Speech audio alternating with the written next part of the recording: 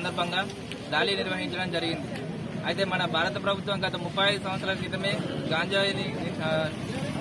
గాంజాయి నిర్మూలన కోసం గాంజా రిలేటెడ్ ఏవైతే పదార్థాలు ఉన్నాయో వాటిని నిషేధించినా కూడా నిత్యం మనకి ఏదో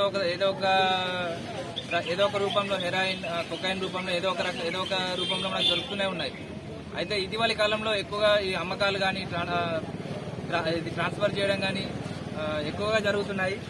అయితే ఇందులో ఎక్కువ వ్యాపారులు, దళారులు లాభపడుతున్నారు. అమాయకులు ఎవరైతే వాడుతున్నారో ప్లస్ ఈ ట్రాన్స్పోర్ట్ చేస్తున్నారో వాళ్ళు పోలీసులకు దొరకడం, వాళ్ళపైన కేసులు కావడం, వాళ్ళ జీవితాలు ఎవరైతే ఈ కేసులు అయి వాళ్ళు ఎవరైతే దొరుకుతున్నారో వాళ్ళ జీవితాలు కూడా రోడ్డున పడి వాళ్ళకి ఎటువంటి పనులు కూడా దొరకక వాళ్ళ జీవితాలు రోడ్డున పడుతున్నాయి.